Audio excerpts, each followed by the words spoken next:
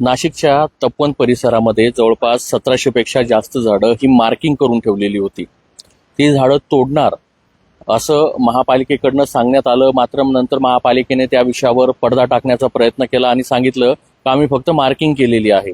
आणि त्याच्यानंतर सुरू झाला तपोवनच्या वृक्षतोडीचं आंदोलन. नाशिक शहरामध्ये हे आंदोलन झालं, स्टे आला आणि स्टे आला म्हणण्यापेक्षा त्याला जवळपास 1000पेक्षा जास्त हरकती त्या वृक्षतोडीवर घेण्यात आली. मंत्री गिरीश महाजनांची याच्यामध्ये एंट्री होते. मंत्री गिरीश महाजन म्हणता की आम्ही 1 झाडं तोडली तर 10 झाडं लावू. मात्र आता ह्याच वृक्षतोडीवर एक मोठा स्टे हा हरित लवादाने या ठिकाणी आणलेला आहे. काय आहे हे सविस्तर प्रकरण हेच आपण पाहणार आहोत. पर्यावरण प्रेमी आपल्यासोबत आहेत. सर, लोकमतमध्ये आपलं स्वागत. तपोवनातील झाडं तोडायची जी आहे त्या प्रकरणावर जवळपास 15 तारखेपर्यंत हरित लवादाने स्टे आणलेला आहे. म्हणजे 15 तारखेपर्यंत कोणत्याही प्रकारच्या झाडं हे तोडू शकत नाही तपोवनमधले. हरित लवादाने म्हणजे नेमकं काय असतं हे जर आमच्या दर्शकांसाठी जरा व्यवस्थित सविस्तर सांगितलं तर बरं होईल. हरित लवाद हा NGT ऍक्ट 2010 या ऍक्ट अंतर्गत तयार झालेला आहे आणि हरित लवाद हा स्पेसिफिकली एन्व्हायरमेंटल प्रोटेक्शन ऍक्ट आणि पर्यावरणाचं संरक्षण करणे वगैरे या पॉइंट ऑफ व्ह्यूनी स्थापन झालेला आहे. त्याच्यात एक रिटायर्ड सुप्रीम कोर्ट जस्टिस असतात आणि एक टेक्निकल एक्सपर्ट असतात की ज्याच्यामध्ये ते टेक्निकल एक्सपर्ट त्या जजेसना गाईड करतात की याचा एन्व्हायरमेंटल इम्पॅक्ट कसा होईल, काय होईल, हे निकाल देताना ती सोपी जावी प्रक्रिया म्हणून टेक्निकल एक्सपर्ट एक डबल बेंच जजचं बेंच असतं ते. तर त्याच्यामध्ये काय आहे एक्सपेक्टेड एन्व्हायरमेंटल लॉस आहे ना, जेवढा डिले होईल ना तो इरिव्हर्सिबल असतो, म्हणजे भरून नाही निघू शकत. त्याच्यामुळे त्याच्यात केसेस एकदम फास्ट चालतात आणि ऍट एनी कॉस्ट 6 महिन्याच्या आत त्याचा निर्णय द्यायचा असतो. सर, हे जरी झालं मात्र 15 तारखेपर्यंत हा स्टे आहे ते कितपत आपल्याला योग्य वाटतं? कारण की तपोवनाबाबत अनेक नाशिककरांच्या भावना आहेत. सयाजी शिंदे आलेत, हिरो असतील, हिरोईन असतील, नेते असतील, यांनी देखील तपोवनाला या वृक्षतोडीला विरोध करत नाशिककरांना पाठिंबा दिलेला.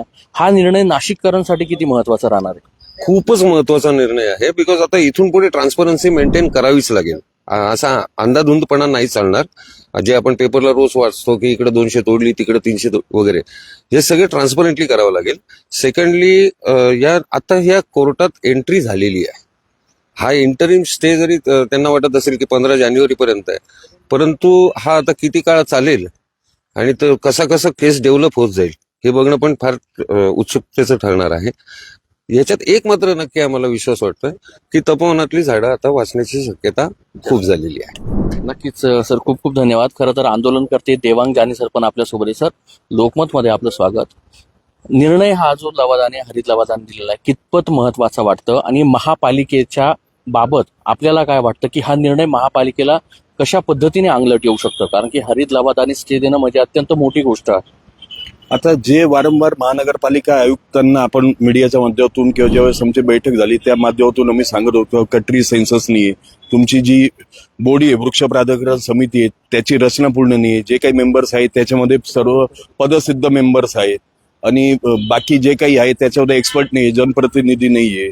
नंतर मायसी हब तुम्ही जे म्हणताय ते मायसी हब मधले 10 सर्वे नंबरची जी पब्लिक नोटीस होती त्यापैकी 8 सर्वे नंबर मायसी हब साठी आहे. एका ठिकाणी कुंभमंत्री म्हणतात का मायसी हबला आम्ही स्टे दिलेला आहे, एका ठिकाणी हे म्हणतात का आम्ही मायसी हब मधला, महापालिका आयुक्त म्हणतात का आम्ही मायसी हब मधलं एक पण झाड कापणार नाही. मग साधुग्रामचे उरतात 2 सर्वे नंबर, तर 2 सर्वे नंबर मध्ये किती झाडं कापणार, किती झाडं झुडपे, त्याचा पण त्यांच्याकडे हिशोब नाही. म्हणजे फोरेन्सिक ऑडिट वगैरे जे असलं पाहिजे त्यांच्याकडे किंवा सायंटिफिक ऑडिट वगैरे असलं पाहिजे ते सुद्धा नाही. त्यांना नेमकं काय करायचं हे त्यांना माहित नाही आणि ही सर्वात मोठी NGTने लगावलेली चपराकी यांना. सर, तपोवनच्या बाबत अत्यंत महत्वाचा हा निर्णय आपल्याला म्हणायला काही हरकत नाहीये, कारण की पर्यावरण प्रेमींचा मोठा विरोध होता. आता त्या राजमुंद्री येऊन जी झाडं आहे ती देखील यायला सुरुवात झालेली आहे. मला आठवतं तुम्ही पण तिथे होतात, गिरीश महाजन यांनी सांगितलं होतं 1 झाड तोडू तर आम्ही 10 लावू. म्हणजे ही जी झाडं आलेली आहेत ही त्या तपोवनाच्याच बेसवर या ठिकाणी आलेली आहेत. त्या गोष्टीकडे कसं बघतात? म्हणजे इकडे तर एका बाजूला झाडं आली म्हणजे उद्या मनपा या झाडांवर कुऱ्हाड चालवणार का? एक साधं गणित आहे की ज्यावेळेस एखादा व्यक्ती म्हणतो 1च्या बदली 10 लावू, ठीक आहे, आनंदाची गोष्ट आहे, नाशिकचा फायदा आहे. आता मला सांगा, नाशिक महानगरपालिकेचं जो गार्डन डिपार्टमेंट आहे, वृक्ष प्राधिकरण समिती, त्यांनी 10 वर्षात किती झाडं लावली, किती जगवली आणि वर्तमान स्थिती काय, त्याचं लेखाजोखा मांडा. त्याचा लेखाजोखा तर मांडावं लागेल ना. त्यांच्या सर्व कागदपत्र काढलेले. त्यांनी जर 10,000 वृक्ष लावलेली असेल त्याच्यातील 200 सुद्धा आज हयात नाही. म्हणजे त्यामुळे हे जे वरवर जे डॅमेज कंट्रोलचं जे काम चालू आहे, ते डॅमेज कंट्रोलचं काम इथं नाशिकमध्ये चालणार नाही. आणि नाशिकची जनता आणि आम्ही काही इतकं दूध खोळे नाही का तुम्ही जर सांगाल आणि आम्ही तुमच्यावर विश्वास ठेवू, असं नाही होऊ शकत. तुमचा ट्रेक रेकॉर्ड तपासला जाईल, तुमच्या म्हणजे गार्डन डिपार्टमेंटचा ट्रेक रेकॉर्ड तपासला जाईल. तिथं काही एखादा मंत्री होऊन त्याची देखभाल दुरुस्ती नाही करणार आहे. जे काही देखभाल दुरुस्ती करणार आहे तो गार्डन डिपार्टमेंट करणार आहे. तर गार्डन डिपार्टमेंटचा जनरल डायर कोण याचा शोध घेतला जाईल. वृक्षांची कत्तल करणारा कोण त्याचा शोध घेतला जाईल. आता त्याची गाठ आमच्याशी आहे, कारण की आता आमची एंट्री याच्यामध्ये झालेली. नक्कीच.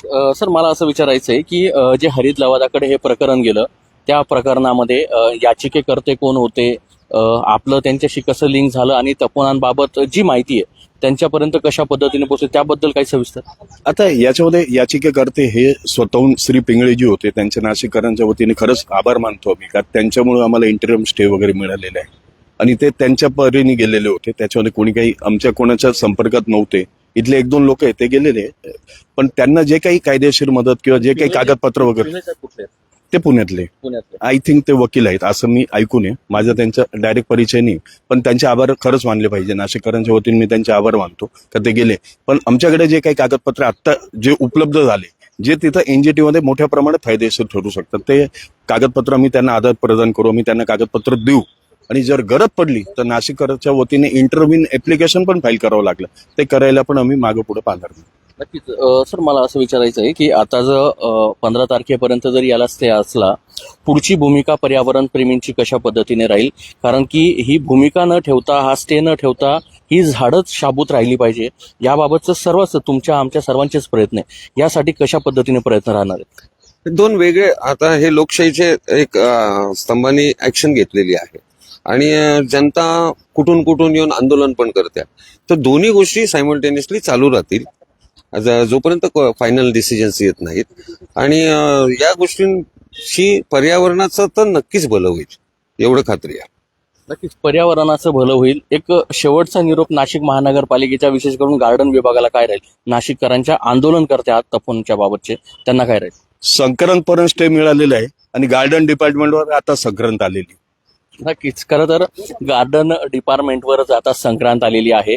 संक्रांतपर्यंत हा स्टे मिळालेला आहे आणि हा स्टे जो आहे तो कायम राहावा यासाठी संपूर्ण नाशिककर जे आहेत ते प्रयत्न करतायत.